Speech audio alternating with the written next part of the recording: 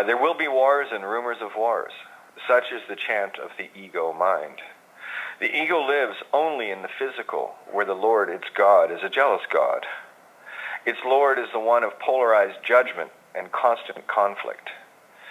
It, the reptilian mind ego, seeks solace in imprinting others of its kind and sucks greedily at the teats hanging from the imprints of others of its kind.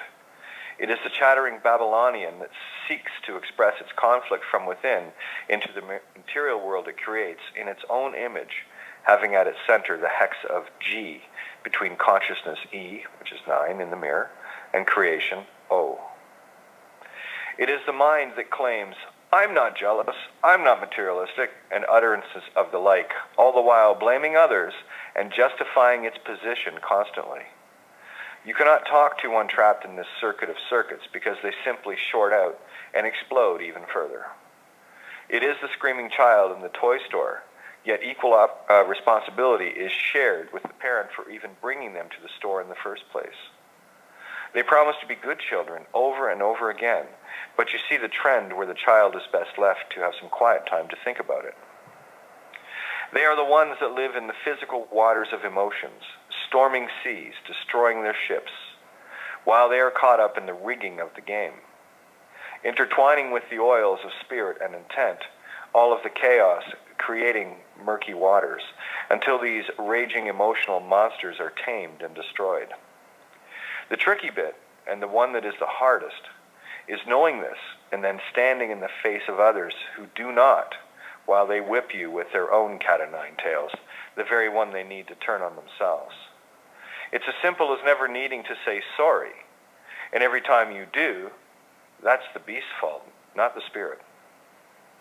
Shake up water in a dark oil long enough and it becomes opaque, impossible to see through, and this is the majority of mankind. The more one wants materialistically to induce a false joy, the more one needs to say, I'm sorry. I just learned to listen to myself long enough to hear these echoes of self, to remove the G, water, in ego, and replace it with K, the spirit oil, becoming that echo. We are all well conditioned from birth to silence that echo, into the polarized ego, where conditions replace unconditionality. Don't try telling an ego about that either unless your intent is to stir up the murky waters, to be imprinted with the same virus in them that loves to infect others of its misery loves company kind, or to expose this program for them without you yourself being imprinted. That is the nature of a catalyst, in that it creates the reaction while remaining fully unchanged and neutral in the process. Spiritual awakening clues are laid out so clearly in the physical realms, though most miss them because they are in the literal physical interpretations of them. This is a game of energies interacting, creating physical things, where most see that only in a mirror of illusion and distraction.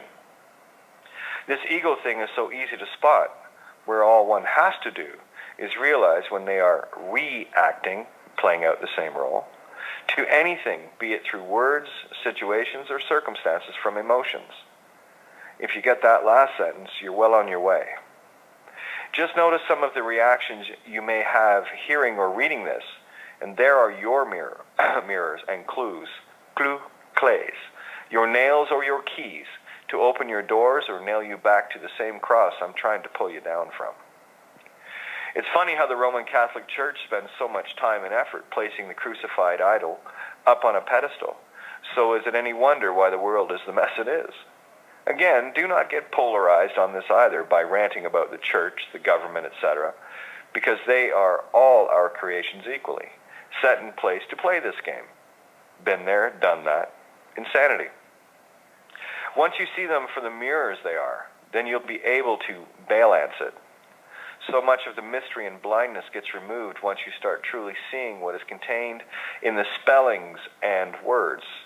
Take, for example, lancing a boil, and make a few alterations by flipping out the hex G with the spirit Ka, K, and using sound as your guide, no spell binding. Lancing becomes Lance Inc. Now, letter by letter and sound by sound, expand it. LA makes a law sound as well as la and others. N is a conjunctive possessive, which means anything it is connected to says mine.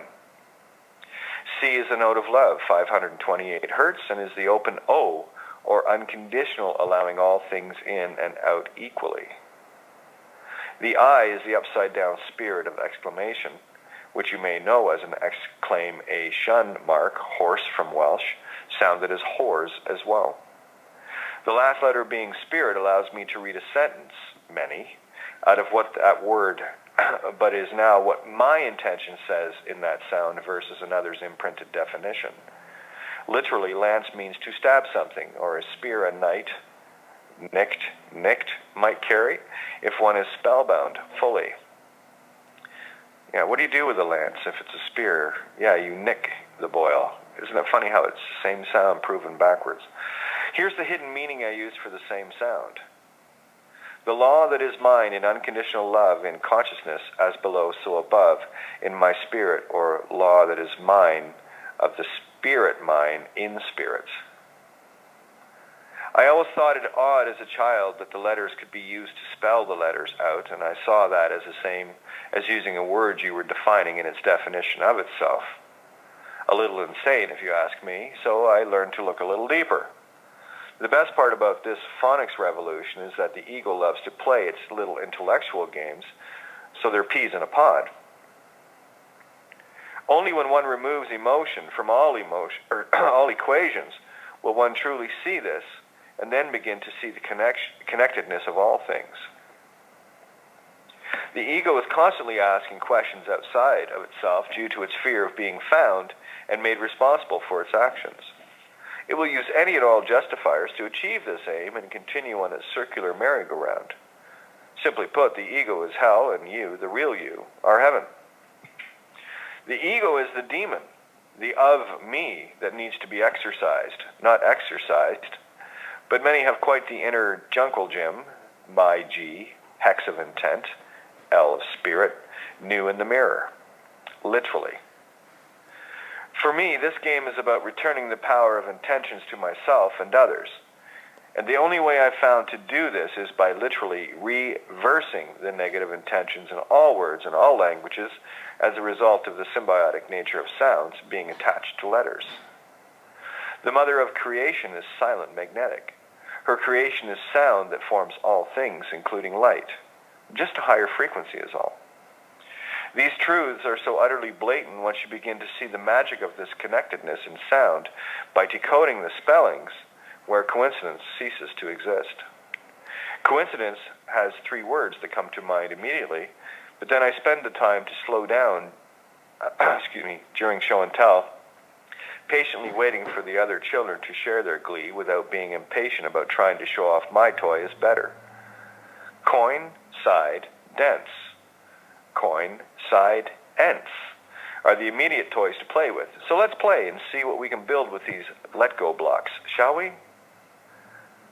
Coin, something you can use to barter with, has 3 sides with a ro'im, rim, a heed, a head, and a tail of the dragon. Please note, I use all sound rules as they appear in all variations of all letters and all languages, and using these rules, I break all rules accordingly. Do not be sonically fooled by my spellings. Mine are deliberate, of liberate, in order to set you free of this spellbinding we're all in. Side, simply a choice as to a position of positive, negative, or neutral in the same way as a coin has 3 of them. So do you. Side as a suffix sounds identical, yet means to kill, as in genocide, etc. Though when these sounds are uttered without knowing this, what are you really creating in the every sound wish granted in the formerly silent magnetic field? Sound creates all of our reality, where the intentions hidden by another have us creating their realities in our ignorance of this truth. Which side are you on?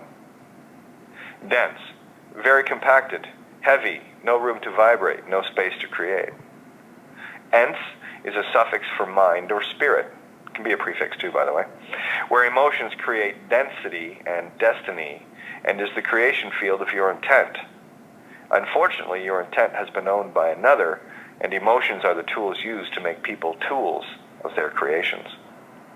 Co is a prefix meaning duality or together, and creates a paired, or paired, as in a knife, intent when attacked to another word. Remember, I use all available sounds contained in the letters, where CH can also make a ka sound, but you have to slow down your monkey mind chatter, which is all ego, trying to figure stuff out analytically. It is the most powerful tool in the physical once you can contain the emotional reactions versus emotional choices. In can be defined as part of, and the exclamation mark mind, the spirit mind. You should try flipping your keyboard upside down to see what you can see. Quite fascinating. In a literal sentence or two, coincidence takes on many intent ions in ioshans, intentions. Where one is torn in duality on the head or the tail of their own drag on, where their spirit breath grow of the I am, rim, is still spinning in the constant ego coin tosses. I'm hoping by now you're beginning to see the magic of this, and how we are all spellbound due to emotions, emotions, or consciousness mote, ions. I have covered these things in countless shows and writings, so if your intention is to be spiritually free, you will take the time to read and listen. I am long wearied by the emotional types that feel the need to insist that I am lying to them